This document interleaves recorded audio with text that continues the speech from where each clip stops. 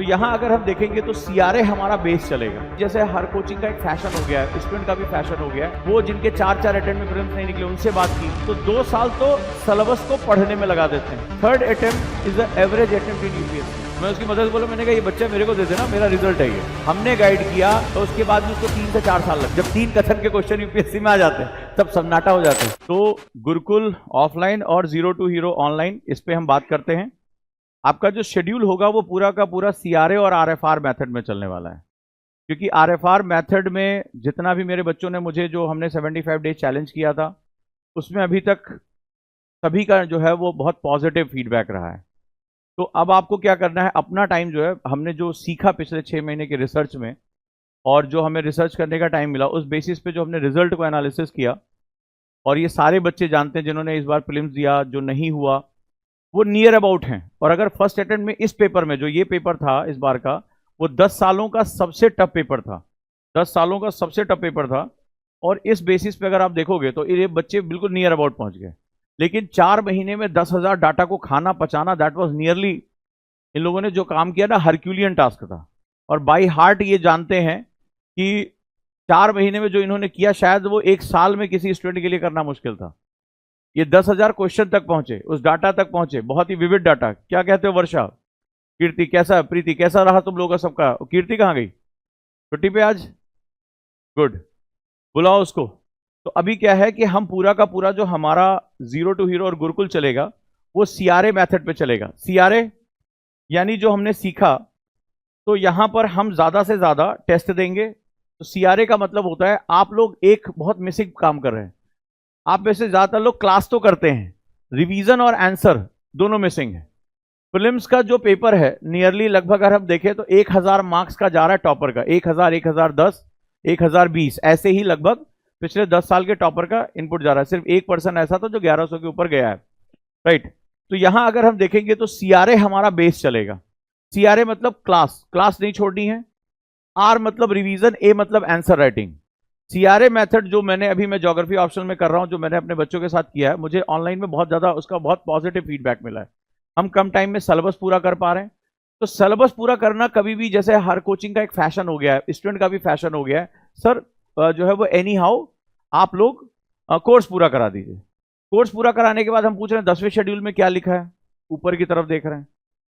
राष्ट्रपति की शक्तियां क्या है? एसपी सर प्रीलिम्स के बाद जब बच्चे बहुत उदास हो गए, बोले ये सारी चीजें क्लास में हमने डिस्कस की थी और ये बच्चा उसको गलत करके कैसे आ गया। तो अगले 10 दिन तक मैंने लगभग मोर देन 80-90 स्टूडेंट से बात की जो हमारे 75 डेज चैलेंज में थे। और उसको मैंने जब उनसे फोन पे बात की, वीडियो कॉलिंग पे बात की, आपने देखा मैं बीच में काफी व्यस्त रहा, मैं उसको लिखता उनसे गलतियां क्या क्या हुई, वो जिनके 4 अटेम्प्ट में प्रीलिम्स नहीं निकले उनसे बात की। तो वो जब वो गलतियों का एक मैंने पूरा सेगमेंट शुरू किया, तो उस दिन मैंने क्लास में, जब मैं टाइम शेड्यूल की क्लास बना रहा था, तो वहां पर हमने सीआरए के बारे में डिस्कस किया। यानी हम अगर क्लास करें, रिवीजन करें और आंसर राइटिंग करें तो हमारी वो चीज वहीं के वहीं खत्म हो जाती है। तो सबसे पहले हमने मेंस पे काम अपना शुरू किया। जब मेंस पे हमें काम आया तो फिर हमने देखा कि एनसीईआरटी जो पैटर्न निकल कर सामने आ रहा है, जो पिछले 2022 से अगर मेंस का पेपर देखोगे तो वो एनसीईआरटी बेस भी उसने कर दिया है। तो हमें ये लगा कि अभी 3-4 दिन पहले हमारे स्टूडेंट, ऑनलाइन के स्टूडेंट से हमारी जब बातचीत हुई तो बोले अगर हम इसको क्वेश्चन आंसर में कर लें। तो मैंने सुबह की क्लास में उनसे डिस्कस किया, वो सारे के सारे तैयार थे। अगर ये क्वेश्चन आंसर फॉर्मेट में हो जाए, यानी हम ज्यादा से ज्यादा पूरे साल भर केवल आंसर लिखे, पढ़े और लिखें, तो ये जो रिवीजन और आंसर राइटिंग का टाइम है वो हमारा काफी बच जाएगा। यानी अगर हम पूरी तरीके से, अगर मैं कहूं कि मैं एग्जाम ओरिएंटेड ही सिलेबस चलाना चाहता हूं, ओरिएंटेड, यानी जिन बच्चों से मेरी बात हुई, जो हमने अपने सेलेक्टेड स्टूडेंट से बात किया, 2 साल उनको लग जाता है। अगर सही हूं तो मुझे बताइएगा सर के अंडर में भी ढेर सारे आईएएस हैं, मेरे अंडर में भी ढेर सारे आईएएस हैं, तो 2 साल तो सिलेबस को पढ़ने में लगा देते हैं। ठीक है, अगर वो पढ़ते हैं तो सिलेबस को इन्होंने पढ़ने में लगा दिया। इसके बाद 1 साल वो आंसर राइटिंग करते हैं, ऑब्जेक्टिव पे लगाते हैं। यूपीएससी कह रहा है 3 अटेम्प्ट आपके निपट जाते हैं इसमें। यूपीएससी कह रहा है कि एवरेज, मैं आप लोगों को पेपर की कटिंग, जो यूपीएससी लास्ट ईयर की रिपोर्ट आई है, 3rd attempt is the average attempt in UPSC. जो मैक्सिमम सेलेक्ट 3rd मतलब एवरेज है। एवरेज स्टूडेंट जो सब निकाल कर आ रहा है, किसी का 4था जा रहा है, 5वां जा रहा है, 6ठा जा रहा है, 7वां जा रहा है। इस बार की आईएएस टॉपर का 5वां अटेम्प्ट था। तो जो टोटल निकल कर आ रहा है कि एवरेज जो है वो 3 अटेम्प्ट में सिलेक्शन हो रहा है। तो पहली बार अगर किसी का फर्स्ट अटेम्प्ट में नहीं हुआ तो उसको वो बिल्कुल दिमाग पे मत रखे कि ये मेरा लास्ट अटेम्प्ट, नहीं, इसको अच्छे से करना है। यूपीएससी खुद कह रहा है कि केवल 8% स्टूडेंट ऐसे हैं, मैं आपको रिपोर्ट भेजूंगा, 8% स्टूडेंट जो फर्स्ट टाइम में सेलेक्ट होते हैं, बहुत प्रिविलेज स्टूडेंट हैं, जिनके माता पिता या तो सिविल सर्वेंट रहे हैं, उनके या तो बहुत ब्रिलियंट स्कॉलर्स रहे हैं, वो 10वीं 8वीं से, जैसे मेरे पास अभी मैंने एक काउंसलिंग की, तुम आश्चर्य करोगे, 6ठी क्लास के बच्चे की, और वो इतना हाईली मतलब हिंदू पढ़ना, वो मेरी क्लास को 1.5-2 साल से देख रहा है, बोला मैं 4th क्लास में था तभी से मैंने आपकी क्लास देखनी शुरू की, और मुझे समझ में, वो बोला मुझे आपके साथ जुड़ना है, मैं उसको बोलूं क्या कि क्या जुड़ना है, उसकी मदर की आपका बहुत बड़ा फैन है, और ये ऐसी एक लड़की 7th क्लास की, दोनों काउंसलिंग कर रहे हैं कि सर यूपीएससी में जाना है। अब मैं आप लोगों के बारे में सोच रहा हूं कि आप लोग 12th के बाद या ग्रेजुएशन के बाद आप सोचते हैं कि आईएएस बनना है, और मैंने उससे ऐसे कुछ क्वेश्चन पूछने शुरू किए कि भारत के बारे में क्या जानते हो, पॉलिटिक्स, यार उसने सारे जवाब सही दिए। तो मैं उसकी मदद बोला, मैंने कहा ये बच्चा मेरे को दे देना, मेरा रिजल्ट है ये। तो अभी अवेयरनेस लेवल इतनी ज्यादा बढ़ चुकी है तो कंपटीशन भी आपका बढ़ेगा। तो आपको ये सोचना है, हम जनरल की बात करते हैं, हम वो प्रिविलेज लोग गोल्डन स्पून की बात नहीं करेंगे, ठीक है। तो आप ऐसी एजुकेशन सिस्टम से आए हो जहां आपको किसी ने यूपीएससी के बारे में ज्यादा कुछ गाइड नहीं किया, कैसे करना है। यूपीएससी तैयारी कर लो कहना आसान है, गाइड करने का मतलब होता है, जैसे मान लो फॉर एग्जांपल मेरी सिस्टर है, 11th क्लास से ही वो 2 न्यूज़पेपर पढ़ती थी, वो वहां से पढ़ी है जहां का आईएएस टॉपर पढ़ा है, सिटी मॉन्टेसरी स्कूल, सीएमएस जिसे कहते हैं, क्या हाईली प्रिविलेज है। जो लास्ट ईयर का टॉपर है वो भी सीएमएस का था, वो सीएमएस से पढ़ी है, तब 51th रैंक आई है उसकी। तो 11th क्लास में आपने कभी मैपिंग, 2 हिंदू न्यूज़पेपर आप नहीं पढ़ते होंगे, आप जानते भी नहीं होंगे क्या होता होगा।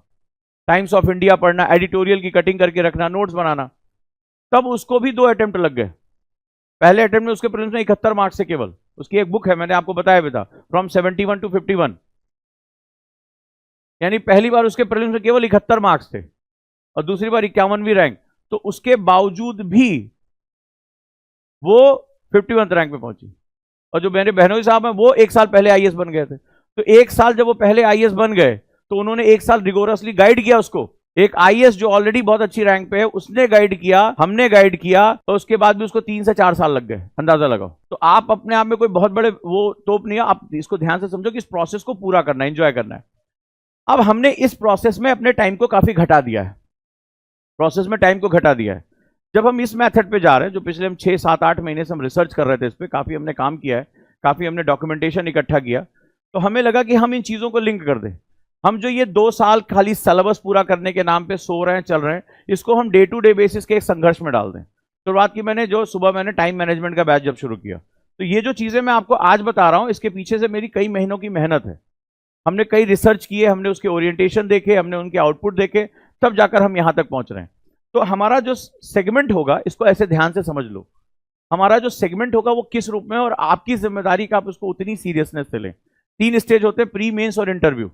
यूपीएससी सिर्फ एक चीज कहता है, आपने कौन सी बुक से पढ़ा उससे कोई मतलब नहीं है, आपके मार्क्स क्या रहे वो अतीत देखता ही नहीं है। वो ये देखता है कि मेरा ऑब्जेक्टिव क्वेश्चन आपने कर लिया, गुड, मेरा सब्जेक्टिव क्वेश्चन कर लिया, गुड, मेरे सामने आपने बैठ के बोल दिया, गुड, अंदर आओ, आईएएस बन जाओ।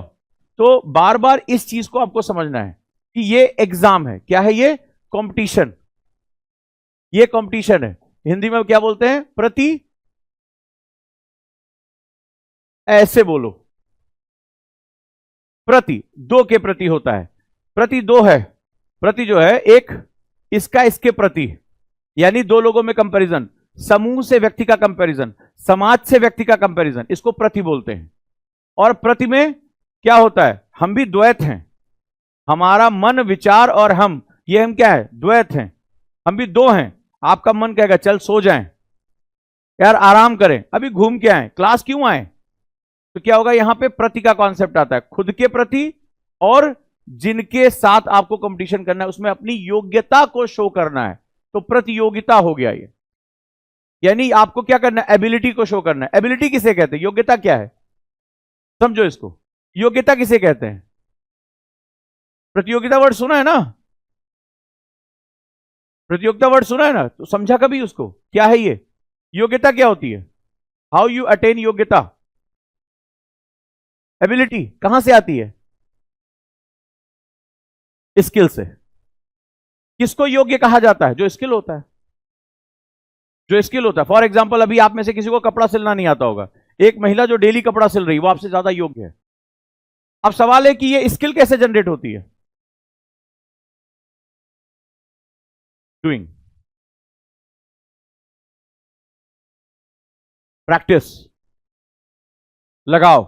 प्रैक्टिस अकेले काम नहीं करेगा। किसी को मार पीट के बिठा दिया, चल कपड़ा सिल, कान कान लगा,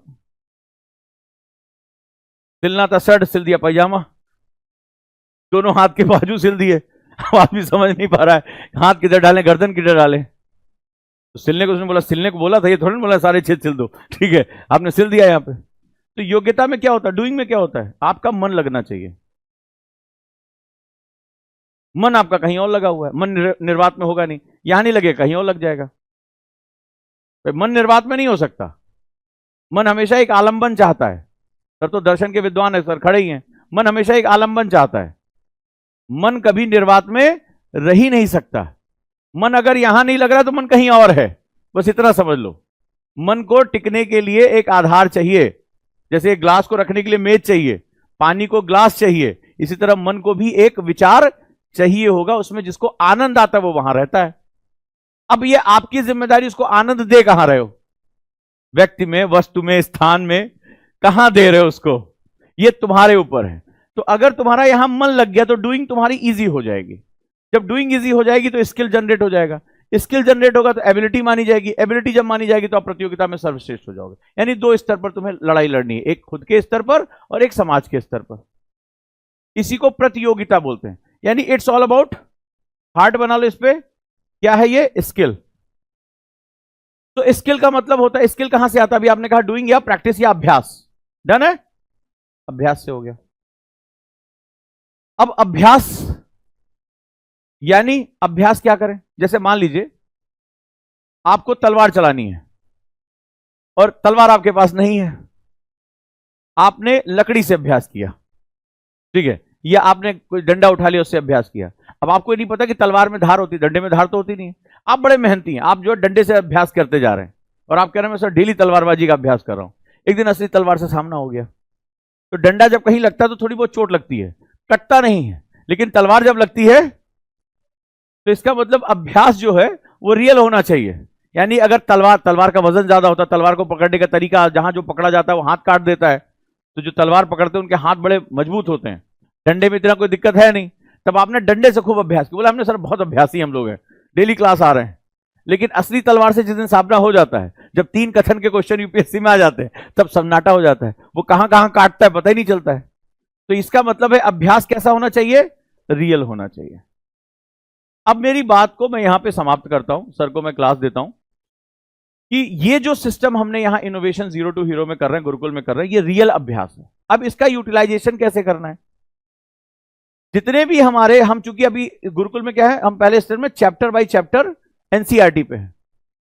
2021 से एनसीईआरटी का जो वेटेज है वो बहुत बढ़ गया है। हम इसमें एक नया काम कर रहे हैं, चैप्टर बाय चैप्टर एनसीईआरटी को पढ़ाने के साथ साथ आई थिंक हम पहले व्यक्ति होंगे इंडिया में जो एनसीईआरटी को मेंस ओरिएंटेड कर रहा है। प्रीलिम्स ओरिएंटेड हमने कर दिया, अब हम मेंस ओरिएंटेड कर रहे हैं। ये देख रहे हैं आप, 150 से 200 वर्ड के आंसर हैं। स्ट्रक्चर, इसको यूटिलाइज कैसे करना है, आपका शेड्यूल क्या होगा, इसको ध्यान से समझ लो। सर आप भी याद रखिएगा क्योंकि आप ही यहाँ के मेंटर हैं, गाइड हैं, ठीक है। जो डंडा वंडा बरसाना हमसे बोल दीजिएगा, हम पहुंचा देंगे यहाँ पे, ठीक है। अब देखिए सिंपल सा, तो प्री मेंस इंटरव्यू, तो मैंने आपको एक शेड्यूल बताया था। ज्यादातर गलती क्या हुई, जितने यहाँ स्टूडेंट सब खड़े हैं, ठीक है, हमसे भी गलती हुई, आपसे भी गलती हुई। हमने 75 डेज चैलेंज 75 दिन पहले लॉन्च किया।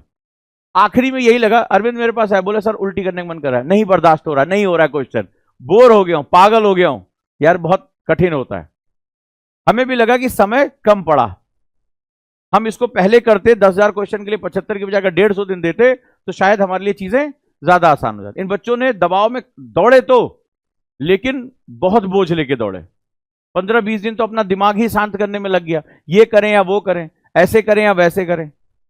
तो एक चीज हमें समझ में आई कि गलती ज्यादातर लोगों से हुई कि प्रीलिम्स को लेकर सबसे बड़ा जो बवाल है वो ये कि जिस साल पेपर देना होगा उसकी जनवरी से शुरू करेंगे, नया वर्ष मनाने के पश्चात गुब्बारे उब्बारे फोड़ने के बाद शुरू करेंगे, और फरवरी आते आते दिमाग 2 पार्ट में बढ़ जाता है, सीसेट पहले करें या जीएस पहले करें। अब इसी चक्कर में मन भागता रहता है, मन भागता रहता है। ये नहीं करना है हमें। डे 1 से, जो मैंने आपको एक चार्ट बना के दिया था, डे 1 से 2 घंटे प्रीलिम्स के लिए लगाना है और सिस्टम हमने बना दिया, बस वो सिस्टम आपको आंख मूंद के फॉलो करना है। जो डेली क्वेश्चन करने हैं वो करना ही करना है। 2 घंटे आपको किस में लगाना है?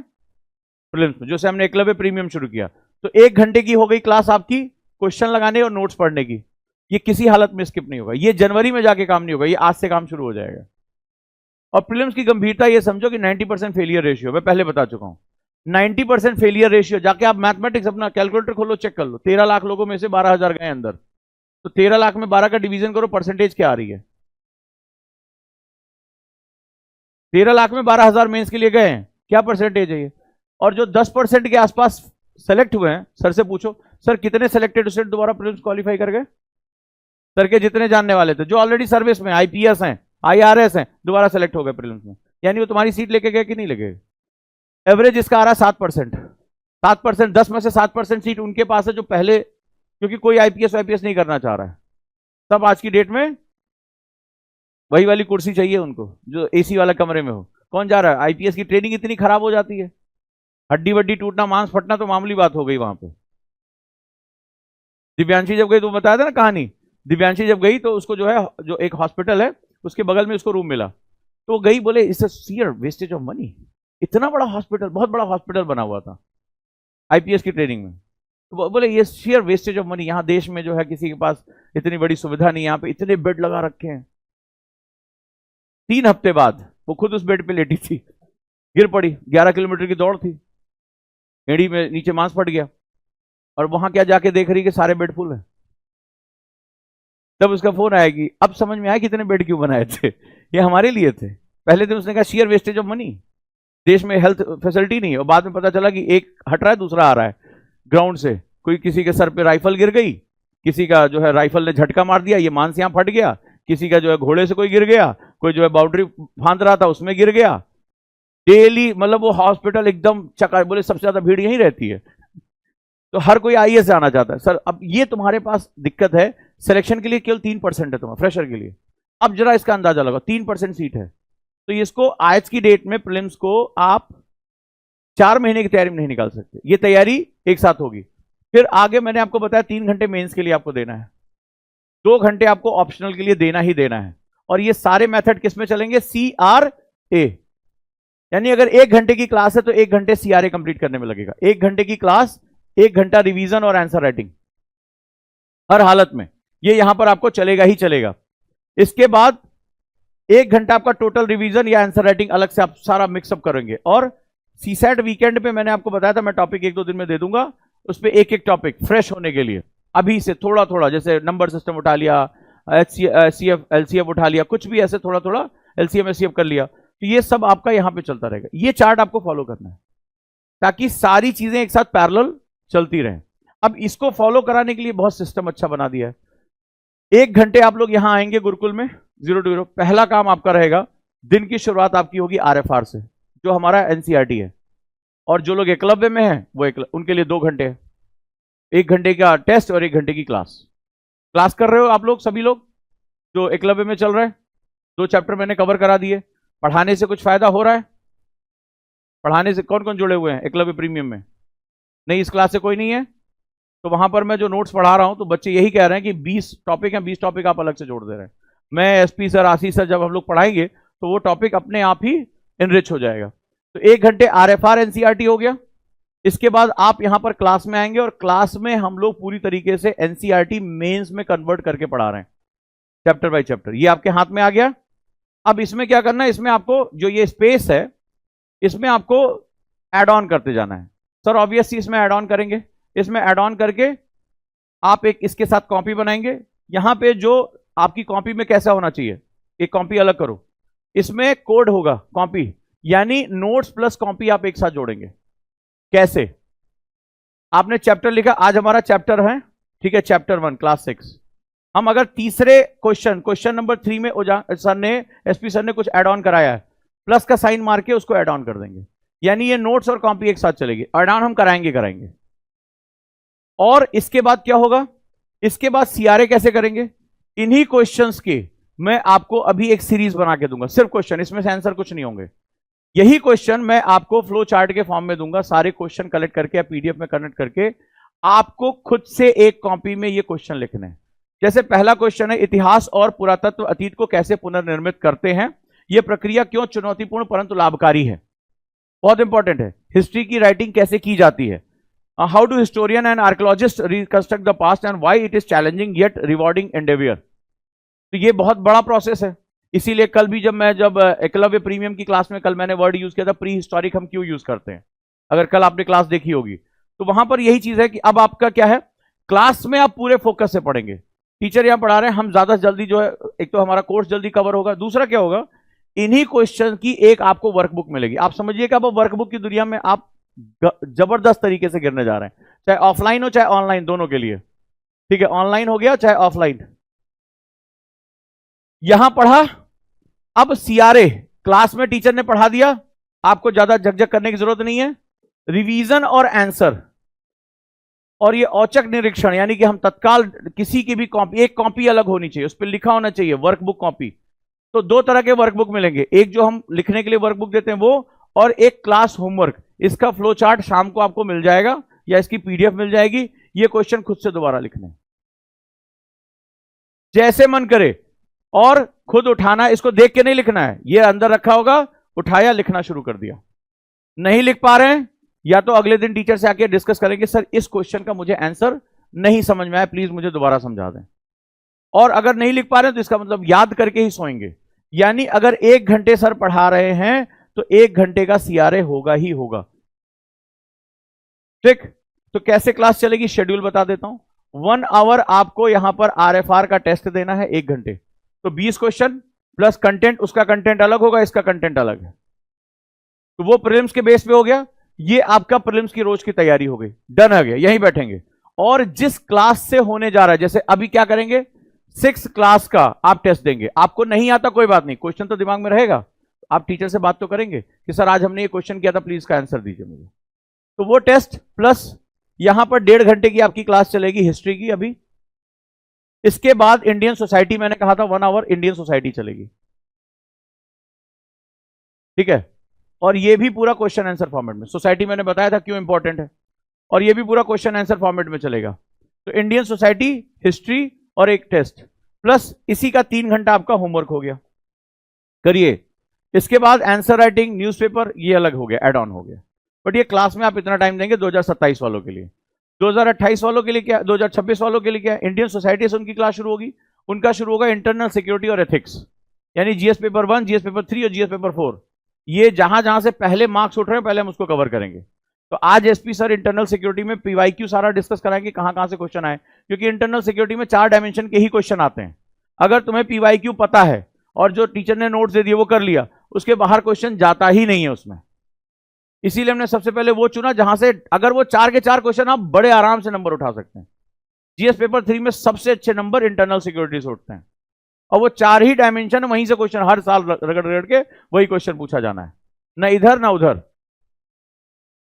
इधर इंडियन सोसाइटी एसए के लिए इंपॉर्टेंट है, वो हमने कर लिया। एथिक्स में आपको पता है कि यही एक ऐसा पेपर है जो 130 के ऊपर तुम्हें लेके जा सकता है, और ये हमने काम कर लिया अपना काम। फिर ऑप्शनल की बीच में क्लास होगी, शाम को 2026 वालों की, मॉर्निंग में 2027 वालों की क्लास होगी। दोनों को मैंडेटरी टेस्ट देना जरूरी है, ऑब्जेक्टिव सब्जेक्टिव। ठीक है, तो मैं सर को क्लास सौंप रहा हूं। Thank you sir.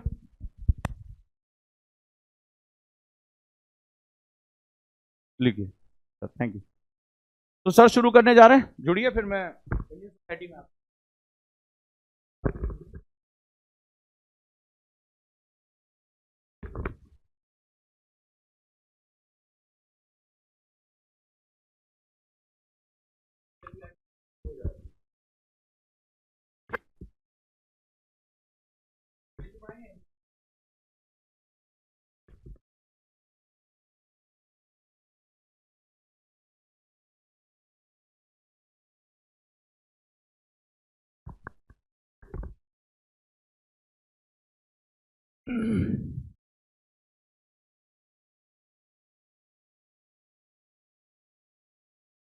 चलिए, नए स्थान पे हम लोग एक बार फिर से अपने गुरुकुल को रिवाइव करते हैं और उम्मीद करते हैं कि हम लोग नई ऊंचाइयों तक पहुंचेंगे। जो गलतियां अतीत में आपने दोहराई है उसे आगे नहीं दोहराएंगे, और हम लोग शुरुआत भी हिस्ट्री से कर रहे हैं, और हिस्ट्री इसीलिए पढ़ी जाती है कि जो दूसरों की गलतियों से सीखता है वो जल्दी सफल होता है। सफल होने के लिए जो गलतियां हुई हैं इतिहास में उसे दोहराना नहीं है, और उसके लिए कैसे हमें साक्ष्य का प्रयोग करना है। इसीलिए टेक्स्ट के रूप में पहले आपसे परिचय किससे कराया जा रहा है? How do historians and archaeologist reconstruct the past and why it is the challenging at rewarding endeavour. इसका मतलब है कि साक्ष्य ही निर्माण करते हैं हमारे भविष्य का। आज कानून की परिभाषा देखो, कोई भी चीज़ सिद्ध करना है तो सिद्ध करने के लिए क्या देना पड़ता है? प्रमाण। तो प्रमाण दो तरह के होते हैं, या तो टेक्स्ट के रूप में होते हैं या वॉइस के रूप में होते हैं। तो जब भी हम किसी चीज़ को सीखते हैं तो सीखने का स्रोत क्या है? हिस्ट्री। और हिस्ट्री हमारी हेल्प करती है किस चीज़ के लिए? डाटा के लिए। जिस चीज़ का इतिहास नहीं है उसका समाधान नहीं है। There is no history no remedy. इतिहास नहीं तो समाधान नहीं। इसलिए आपसे पूछा जाए कि आप कौन हैं, तो आप कहते हैं I am so and so, my father and mother is so and so. आप अपना इतिहास बताते हैं। आप अपने माँ बाप के बारे में जब बताते हैं तो आपके नाम से वो जुड़ जाते हैं, और उनके जुड़ने का पीछे का रीज़न क्या है? केवल आप हिस्ट्री बता रहे हैं। फिर पूछा जाता है ये काम आपने कब से स्टार्ट किया? You started this work since when. तो क्यों? What is the importance of that date? कैसे प्रमाणित होगा? What is the resources? कैसे ये प्रमाणित होगा कि हमारी कही गई बात सही भी है या गलत है? उसके सही होने का आधार क्या है? यही हिस्टोरियंस तय करता है। और मैंने बताया है, कोरोना का इतिहास नहीं था तो वैक्सीन भी नहीं था। साइंस भी डिपेंड कहाँ करता है? डाटा पर। और डाटा कौन प्रोवाइड करता है? हिस्ट्री। हमने गलती की, हमने नहीं की। आपने देखा है कि वर्तमान आईएएस टॉपर शक्ति दुबे को 5 अटेम्प्ट लग गए।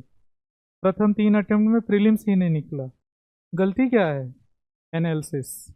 जब हम एग्जाम में डायरेक्ट उतरेंगे, बगैर एनालिसिस के उतरेंगे, तो फेल्योर का ही सामना करना पड़ेगा।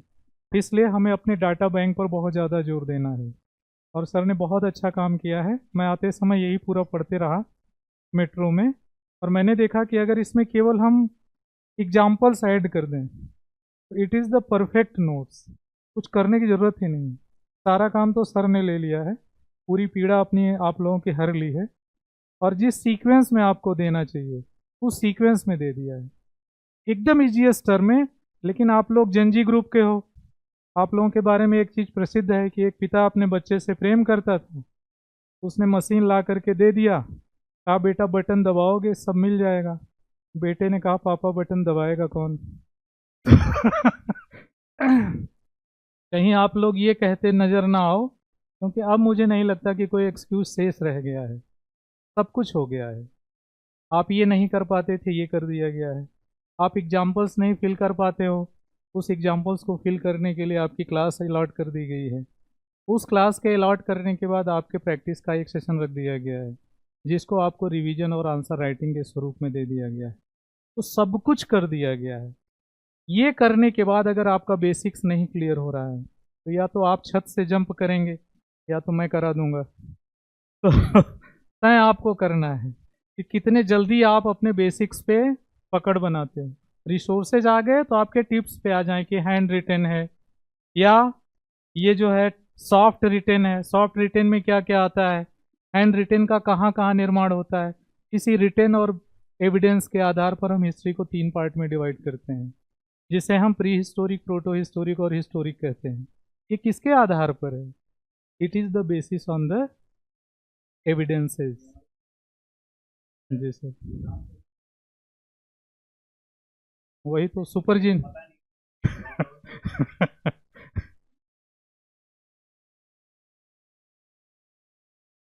हाँ जी, बिल्कुल। नहीं, एक्चुअल में जीनियस के पास हमेशा एक्स्ट्रा समय रहता है। वही कहते हैं ना कि different people are not they who do everything different, different people do differently. वो उसी को अलग ढंग से करते हैं जिसे लोग करने में घबरा जाते हैं। तो आपको घबराना नहीं है। आपको सारी चीज़ों को एकदम वेल सेटल्ड वे में दे दिया गया है। जैसे मनुस्क्रिप्ट क्या है? हाथ से लिखा हुआ text on the palm leaves and brick bar, जिसे हम लोग बुर्ज कहते हैं। जिसे भोजपत्र कहते हैं। तो भोजपत्र, ताड़पत्र, ताड़पत्र पाम लीव्स, इस पे हैंड रिटन जो भी लिखा जाता था ये जल्दी नष्ट नहीं होता। कितने बजे सर? ठीक है, ठीक है,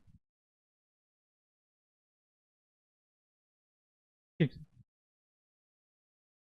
चलिए, अभी जो है 12 बजे आप लोगों की इंडियन सोसाइटी की क्लास है। अच्छा, इंडियन सोसाइटी के बारे में एक बड़ा भ्रम है कि ये प्रीलिम्स में नहीं पूछा जाता।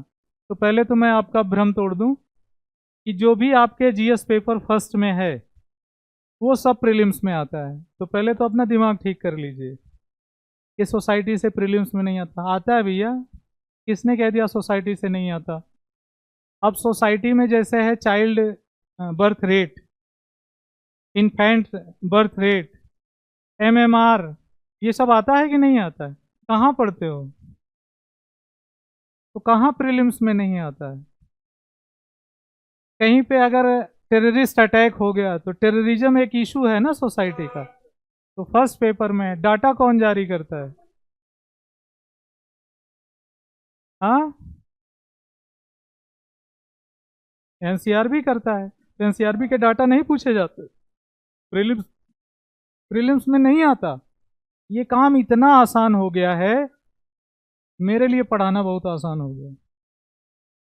नहीं, लोग कहते थे यार स्पेशल नोट्स नहीं देते लोग। भर दिया नोट से एकदम बोरे बोरा।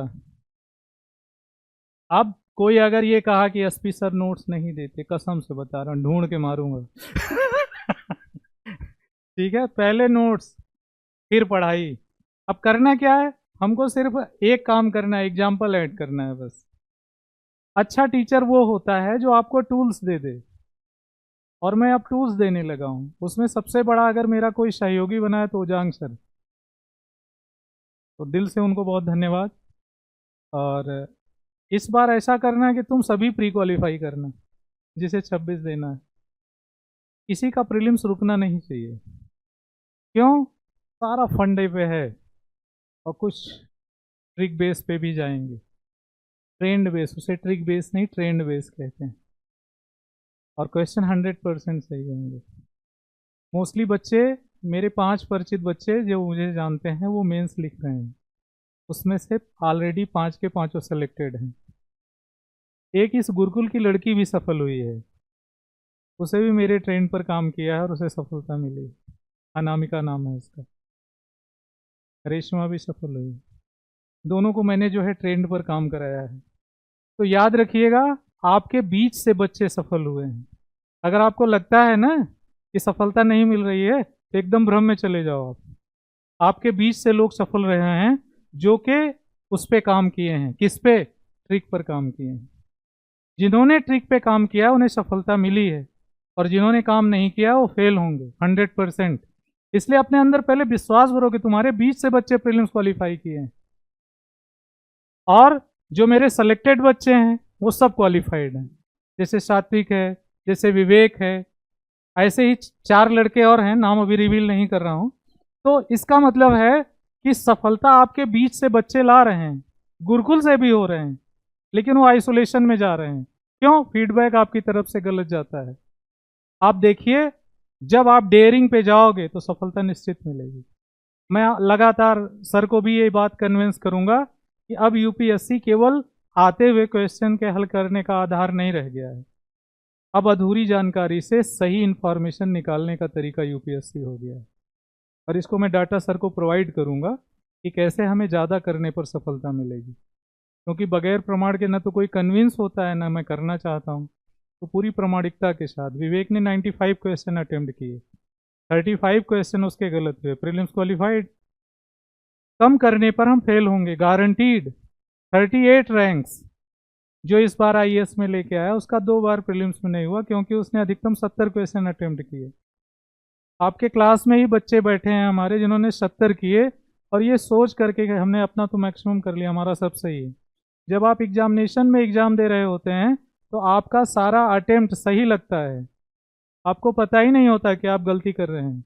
अगर पता रहे तो आप अटेम्प्ट ही ना करें। 70 तक जाने का मतलब आप अधिकतम गलती कर चुके हैं। अब वहाँ से रिस्क लेने की आवश्यकता है। जब आप रिस्क लोगे, और कैलकुलेटिव रिस्क याद रखना, कैलकुलेटिव रिस्क। मैं पूरी लाइन खड़ी करूंगा उन बच्चों की जो मेरी बात पर विश्वास करेंगे, अभ्यास करेंगे, 100% वो सफल होंगे। फेल होने का तो कोई चांस ही नहीं। जब तक हम कैलकुलेटिव रिस्क नहीं लेंगे हम सफल नहीं होंगे। तो ये एक तरीका है प्रीलिम्स और मेंस को जोड़ने का, एक ब्रिज बनाया गया है। और उस ब्रिज में हिस्ट्री को हमें पढ़ना कैसे है। हिस्ट्री को पढ़ने का सबसे बेहतरीन तरीका ये है, टोटल क्वेश्चन कितने करना चाहिए, मैक्सिमम करो। 38 रैंक, 100 क्वेश्चन किया, क्यों छोड़ रहे हो भाई। कोठारी कमेटी ने सिर्फ इसीलिए रिकमेंडेशन की थी कि कीप रास्कल सबे, बेवकूफ़ों को बाहर करना है। जब हम 90 कर रहे हैं, 95 कर रहे हैं, तो 100 करने से फेल हो जाएंगे क्या।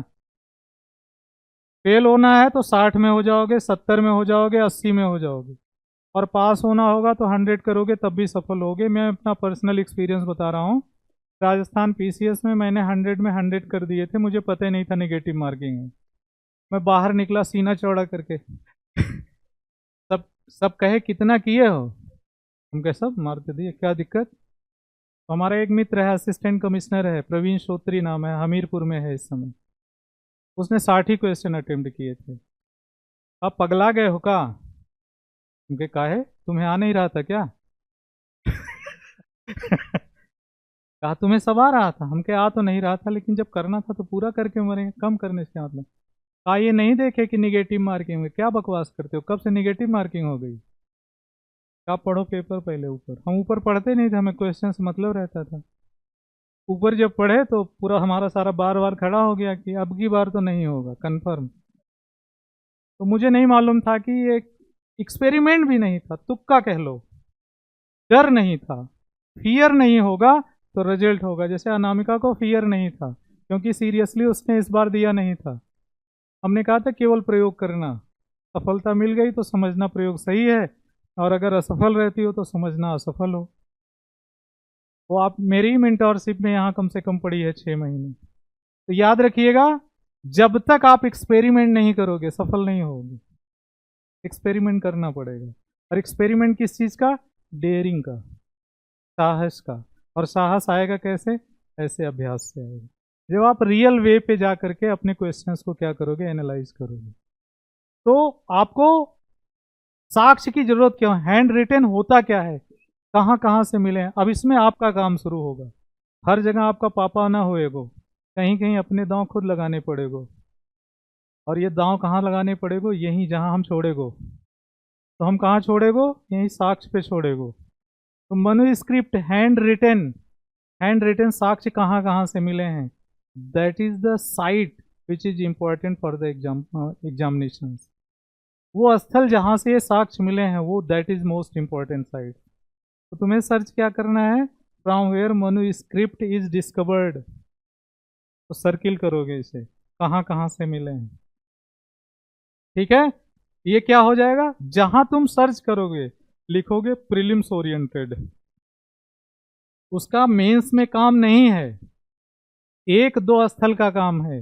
लेकिन ऐसा आपने 10 स्थल अगर नोट कर लिया तो आपका काम पूरा हो गया, आपने आधी लड़ाई जीत ली।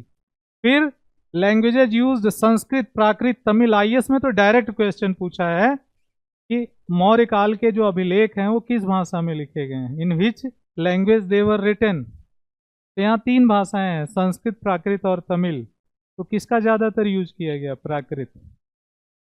देख रहे हो ना, काम हो गया है। लेकिन तुम्हें अब वो टाइम पीरियड छांटना है, कैसे, which inscriptions are written in Prakrit language. मिल गया ना आंसर। अब तुम्हें इस पे एक्सपेरिमेंट करते जाना है। तुम्हें पूरा रॉ मटेरियल मिल गया है, इस रॉ मटेरियल पे क्या करना है, हैमरिंग करनी है। जैसे जैसे हैमरिंग करते जाओगे तुम्हें रिजल्ट मिलता चला जाएगा। इस पे बेस है। तुम्हें जो रिसर्च करने का समय नहीं मिलेगा तो रिजल्ट नहीं मिलेगा। आप पढ़ते रहते हो 8 घंटा पढ़ोगे तो सफल होगे, इम्पॉसिबल।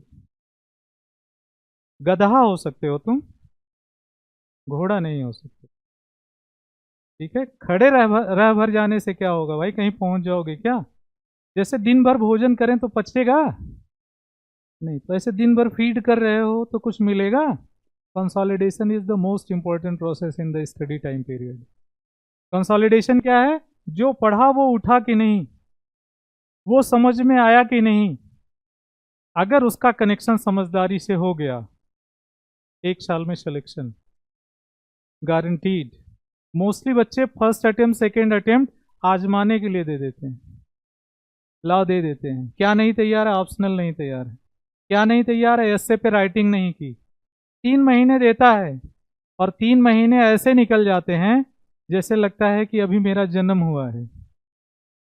मेंस का टाइम पीरियड अगर पहले से आप तैयार नहीं हैं, बिलीव मी, नहीं होगा आपका। जैसे मैं पहले ही बता दे रहा हूं, अनामिका का मेंस नहीं होगा। क्यों? क्योंकि एक्सपेरिमेंटेड है वो, पहले से मेंस तैयार नहीं है, तो वो प्रीलिम्स वेस्ट चला जाएगा पहले से ही। हालांकि ये पहले से एजम्पशंस करना गुरु के लिए ठीक नहीं होता है, लेकिन मैं कर रहा हूं। क्यों? क्योंकि मुझे पता है कि झूठी दिलासा देना भी क्या है? मूर्खता है। जिसका पहले से ही ऑलरेडी तैयार ना होगा मेंस, वो प्रीलिम्स क्वालिफाई करके भी अंत में निराश होगा। और ये परीक्षा की ब्यूटी ये है कि अगर आप पहले से तैयार नहीं हो तो प्रीलिम्स क्वालिफाई करने के बाद भी तुम्हें फेल होना है। तुम्हारा नाम तो एक बार आ जाएगा, तुम कुछ देर के लिए अपना सीना चौड़ा कर सकते हो कि देखा, कर लिया। तो नौकरी मिल गई? नहीं। मिल जाएगी? नेवर, कभी नहीं मिलेगी। 6 महीने बाद वो फिर आपकी कतार में खड़ी होगी और आपसे कंपटीशन कर रही होगी, और फिर वो बीसीएस साइकिल में फंस जाएगी, उसका सिलेक्शन ही नहीं होगा। इसलिए उसे आपको पीछे छोड़ना, आपको उस चक्र में नहीं फंसना है। जो प्रीलिम्स में फेल हो गया वो भगवान को धन्यवाद दे, अगर उसका मेंस नहीं तैयार है तो। अगर उसका 90% मेंस तैयार है तब वो भगवान को कोसे कि क्यों नहीं प्रीलिम्स निकलवाए मेरा। तुम्हारा अगर ऑप्शनल, तुम्हारा जीएस, तुम्हारा यस से तो मान लो 40-50 भी लिख करके अभ्यास कर लोगे तो तुम्हारा काम हो जाएगा। लेकिन कम से कम 100 यस से लिख लो, कम से कम 1500-1600 आप जीएस के मेंस आंसर राइटिंग कर लो। और ये तो पूरा मेंस आंसर राइटिंग के ही पूरे पैटर्न पर बनाया ही गया है। इतना अगर हेडिंग डाल के आप केवल एग्जाम्पल डाल दिए ना, कुछ करने की जरूरत नहीं भाई, घर बैठो आराम से रिजल्ट का इंतजार करो, हो जाएगा काम। लेकिन उसके लिए क्या करना होगा? साल भर परिश्रम करना होगा। तो आप सब तैयार हैं? पक्का? चलिए, archaeological findings, tools, pottery, coins, structures. अब किसको किसको आर्कियोलॉजिकल एविडेंसेज कहा जाता है? मैंने आर्कियोलॉजिकल एविडेंसेज के लिए आपको बताया है शुरू में ना। आजकल आप लोगों के बीच में सबसे ज़्यादा कॉमन क्या है? बड़ा सीरियस क्लास नहीं ले रहा हूँ सही चल रहा है। इसका मतलब है कि आपके बीच में सबसे ज़्यादा आपकी उम्र में क्या कॉमन है? आशुतोष, आपकी उम्र में क्या हो जाता है? हाँ, प्यार। प्यार गधा किसी से हुआ? क्यों? एग्जैक्टली ये मूर्खता कभी मत करना कि पढ़ाई करते समय प्रेम करने लगो। Mature people never fight eight double front. बुद्धिमान लोग एक साथ 2 मोर्चे पर लड़ाई नहीं करते हैं। और यही उम्र है हार्मोन सिक्रीशन की, और यही उम्र है कैरियर सिक्रीशन की या तो कैरियर बनाओगे या तो प्रेम करोगे। तो प्रेम का आधार क्या है? यही आर्कियोलॉजिकल एविडेंस। हमें तो पता ही नहीं था प्रेम कोई चीज़ है। तुम ही लोग जहाँ बैठते हो पत्थरों पे दिल बना करके क्या कर देते हो। अभी देखो सर ने क्या बनाया, दिल। किस चीज़ के लिए बनाया था? स्किल के लिए। तो तुम्हारा प्रेम स्किल हो गया है। अभी तुम सारी स्किल कहाँ दिखा रहे हो? हमारी 10 गर्लफ्रेंड, ये कोई स्किल है? बाद में तुम्हारी एक भी नहीं रहेंगी, तुम 10 के मामा बनोगे। तुम्हारी स्किल जो है किसमें परिवर्तित होगी? तुम्हारी स्किल परिवर्तित होगी तब जब तुम अपनी प्रियोरिटी तय कर पाओगे। Policy depend upon priority. तो एक सूत्र लिख लो, P=P, policy depend upon priority. Priority ये तुम्हें आईएएस बना देगी, याद रख लेना। ये इतना बड़ा फार्मूला है, अगर इसे आपने अपने जीवन में अप्लाई कर दिया कभी फेल नहीं होगे। जीवन के किसी इम्तहान में, आईएएस तो बहुत छोटा एग्जाम है, किसी एग्जाम में फेल नहीं होगे। हमारे सामने 2 विकल्प होता है, कैरियर चुने कि प्रेम करें?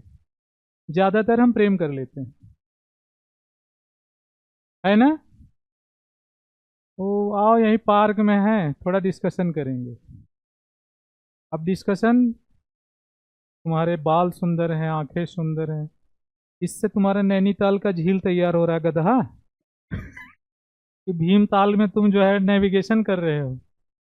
ऐसी तारीफ करने का क्या फायदा जिसका तुम्हारे चैप्टर से, कैरियर से कुछ लेना देना ही नहीं। इसका मतलब प्रियोरिटी गलत है, और प्रियोरिटी गलत है तो पॉलिसी गलत हो जाएगी। हमें हमेशा अपनी प्रियोरिटी को तय करना है कि पहले नंबर पर क्या होगा, और एक सफलता आपकी 7 पीढ़ियों के दर्द को खत्म कर देगी। 7 generations don't need to work. 7 पीढ़ियों का कल्याण हो जाता। कोई तुम्हारी तीसरी पीढ़ी में भी आईएएस होगा ना, तुम रेफरेंस देते होगे। हमारे दादा परदादा जो है ना, वो अंग्रेजों के जमाने के जेलर थे, तो हम रेफरेंसेस देते हैं, और आज ये चुनौती प्राप्त करने का अवसर तुम्हें मिला हुआ है। ठीक है ना? तो पॉलिसी हमेशा तय करती है कि आपको कहाँ जाना है। फिर है टेक्निक्स ऑफ स्टडी, एक्सकवेशन, खुदाई करना। हम लोग खुदाई करते हैं तो कहाँ कहाँ खुदाई हुई है, पहली खुदाई कहाँ हुई है, हमेशा एनसीईआरटी कहाँ हुई है, कब हुई है, कैसे हुई है, इसने टेक्निक्स बताया है। डिसाइफरमेंट, डिकोडिंग, आप लोग अपना नोट्स कैसे बनाते हो, कोडिंग में कि ऐसे ही धुआंधार? अच्छा, चलो बताओ, अशोक के सारे शिलालेख कहाँ कहाँ से मिले हैं, कौन सा कोड है तैयार? खत्म। कौन सी कोडिंग में स्टडी किया है, कौन सा चैप्टर तैयार है कोडिंग में? क्या सोचा था नहीं पूछेंगे? कोडिंग का मतलब जैसे ऑपरेशन सिंदूर। सिंदूर क्या है? कोडिंग। सिंदूर एक पूरे एक्शन का नाम है कि सेना ने किस क्रम में कौन कौन से एक्शन लिए हैं। एक एक शब्द को सिंक्रोनाइज किया गया है, संक्षिप्त किया गया, तब सिंदूर आया है। क्लियर? हाँ सर, इसकी जरूरत थी, मस्ती बहुत गड़बड़ हो गई। थैंक यू सर, भगवान आपकी इच्छा पूरी कर दे शाम तक। Sir thank you, thank you, thank you. हाँ सर, पानी प्लीज हो जाए, दे दें।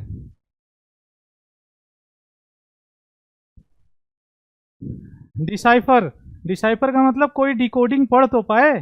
जैसे हमने आपको सिखाया था मेडुअल हिस्ट्री में, क्या सिखाया था? गुल खिले तो सांस लो, सिखाया था ना? That is coding. और सीधा प्रीलिम्स में क्वेश्चन, सल्तनत काल में कितने वंशों ने शासन किया, हाउ मेनी डायनेस्टीज रूल्ड इन सल्तनत पीरियड, लिखाया है ना? और तैयार कैसे हुआ है? गुल खिले तो सांस लो। Thank you. ठीक है ना? ऐसे ही मैंने आपको मॉडर्न हिस्ट्री में कोडिंग सिखाई थी, और इतिहास के इतिहास में सबसे कठिन प्रश्न वहां से आता है। और क्या सिखाया था? सजय सब बौझाना। कब?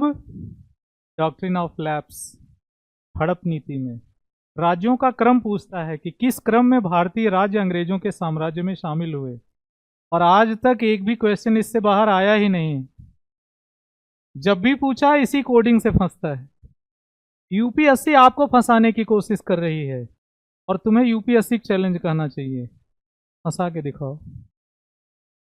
तुम्हें यूपीएससी की कोडिंग करनी चाहिए। यूपीएससी किस एक्ट में है? किस एक्ट में यूपीएससी की बात की गई?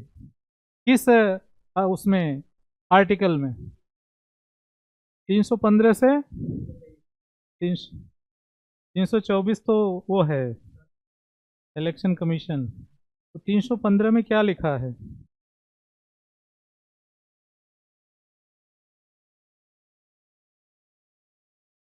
ये है प्रॉब्लम, जहां बताते हैं वहीं खड़े रहते हो कि फिर सर आएंगे बताएंगे फिर आगे बढ़ेंगे। तुम्हें 15, 16, 17, 18, 19, 20, 21, 22, 23 और इसकी कोडिंग कहाँ अपॉइंटमेंट है, कहाँ वर्क है, the last work of UPSC क्या है। इससे बाहर एक क्वेश्चन दिखाओ। कुल काम कितने हैं यूपीएससी के? बैठोगे तो 10 पेज से ज्यादा नोट्स नहीं है यूपीएससी का, और समेटोगे तो एक पेज में आ जाएगा। लेकिन कसम खा रखी है ना, पिएंगे तो छाछ ही, दूध को हाथ ही नहीं लगाएंगे।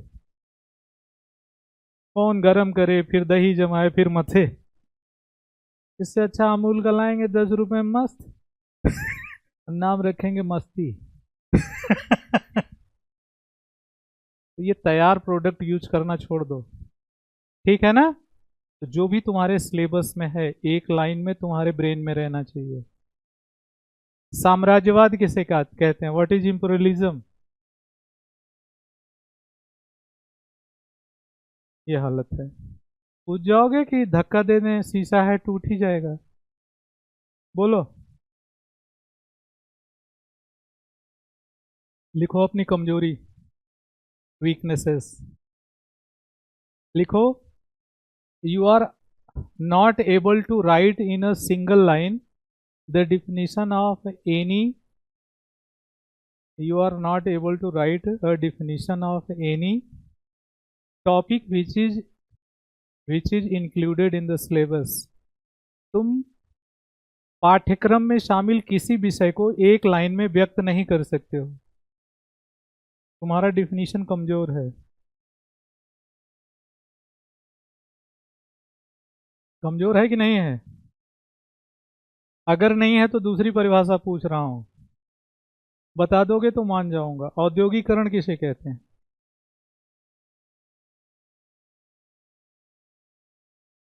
What is industrialisation? ये हालत है। हाँ हाँ हाँ बोलो, गलत हो जाएगा कोई बात नहीं, हम ही कूद जाएंगे इंडस्ट्रियलाइजेशन का मतलब है जहां मानव का स्थान मशीन ने ले लिया उसे मशीनीकरण, मशीनीकरण का दूसरा नाम औद्योगिकरण। इतना ही तो लाइन था। प्रेशर ले लेते हो। सामंतवाद क्या है? What is feudalism? सब सिलेबस में है। सामंतवाद क्या है? जहां शक्तियां सरकार के कुछ प्रतिनिधियों के हाथ में हो उसे सामंतवाद कहते हैं। Where power is shrinking in the limited people of the government authorities or entities, that is known as a feudalism। नौकरशाही किसे कहते हैं? What is bureaucracy? ये आलम है। क्या नहीं तैयार है? सिलेबस। और अगर सिलेबस तैयार है तो क्या नहीं तैयार है? डिफिनीशन। क्लियर? तो पहला काम क्या करोगे? डिफिनीशन। जितने तुम्हारे वाद हैं, इजम, सबकी डिफिनीशन कितने लाइन में? पूछने पे बताओगे कि कूद जाओगे? कूदोगे नहीं, मुझे भी धक्का नहीं दोगे। चलो ठीक है, एक तो डिफिनीशन तैयार करोगे। प्रॉमिस किया आप लोगों ने, पक्का ना? Pinky promise? चलो ठीक है। दूसरा कौन सा प्रॉमिस? ब्लू गधा प्रॉमिस है वो। फिर है कंपैरेटिव एनालिसिस। कंपैरेटिव एनालिसिस क्या है? Aligning text and objective of the timelines. हमने बताया था ना, डेट बहुत इंपॉर्टेंट है, बहुत मदद करती है। और डेट डालना हमने कब से शुरू किया? जब अलेक्जेंडर आया था, ठीक है ना। इसलिए डेट बहुत इंपॉर्टेंट है। ये सब क्या नहीं है इसमें? एग्जाम्पल्स। क्या भर दें? एग्जाम्पल्स। क्या कंप्लीट हो जाएगा? नोट्स। देख लिया ना। कौन पहली बार लिपियों को पढ़ा? James Prinsep. किसकी पढ़ा? अशोक की पढ़ा। कौन सी नहीं पढ़ी गई? हड़प्पन सिविलाइजेशन। इसलिए उसको क्या बोलते हैं? Proto historic. क्लियर ना? ऐसे कनेक्ट करना है, और जब कनेक्ट करते जाएंगे काम हो जाएगा। क्लियर? चैलेंजेस क्या हैं? गरीब आदमी अपना इतिहास लिखता है। कितने लोग इस क्लास में हैं जो डायरी लिखते हैं? लिखते हो? क्या लिखते हो? अपना इतिहास। रुको पूछेंगे। राजकुमारी आई? अभी मिली ही नहीं, अभी घोड़े बैठे हो। ओके तुम्हारा निर्मल खत्री लिखते हो? डायरी नहीं लिखते? क्यों पैदा हुए हो? कुछ उद्देश्य है जीवन में क्या? हाँ, एग्जाम 10वीं का? अच्छा, यूपीएससी क्लियर करना है, ओके। क्यों करोगे? क्यों क्लियर करोगे? कुछ सोचा होगा ना, करेंगे तो फिर एक अच्छी सी शादी होगी, तब उसको आई लव यू बोलेंगे। ये कुछ सोचा है कि वही आके बोलेगी? शर्म लग रही है। नहीं सोचा, शादी नहीं करोगे? वो तो पहले नंबर पे। दहेज लोगे? ये चुप्पा है, पक्का लेगा ये। बोल नहीं रहा है। चलो, तुम क्यों नहीं लिखती बिटिया? क्या नाम है तुम्हारा? मोनिका। इंग्लिश मीडियम या हिंदी? हिंदी मीडियम। तो डायरी वायरी लिखती हो? क्यों? आईएएस बन के क्या करना है आपको? क्यों बनना है आईएएस? कहाँ से हो आप? किस जगह से? अच्छा, Kaithal Haryana. Oh my God, Kaithal तो बहुत फेमस प्लेस है, रजिया सुल्तान उधर मारी गई थी। ओके, तो तुम रजिया से इंस्पायर्ड हो, यहाँ आई हो, तो क्यों आईएएस बनना है आपको? बन के क्या करोगे बेटा? कुछ उम्मीदें लेके आई हो ना, तो क्या करोगी आईएएस बन के? पहला सुधार किधर करोगी? सारे पुरुषों को उड़ा दोगी? तो क्या सोच के आई हो कि क्या करोगी? आईएएस बनोगी तो पहला काम क्या करोगी?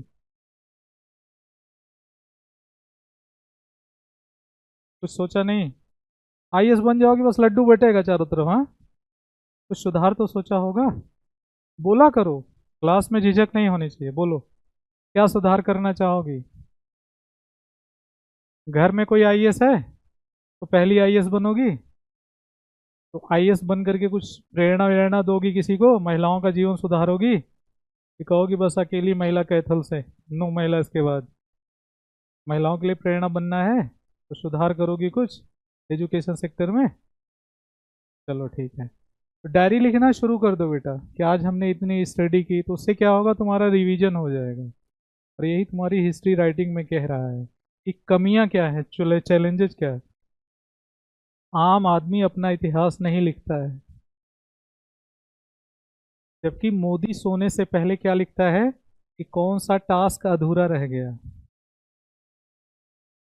कनिष्क कटारिया फर्स्ट रैंक कहता था मैं अगर फिल्म देखने चला जाता था, क्योंकि उसने भी वही गलती की थी जो तुम लोग कर रहे हो।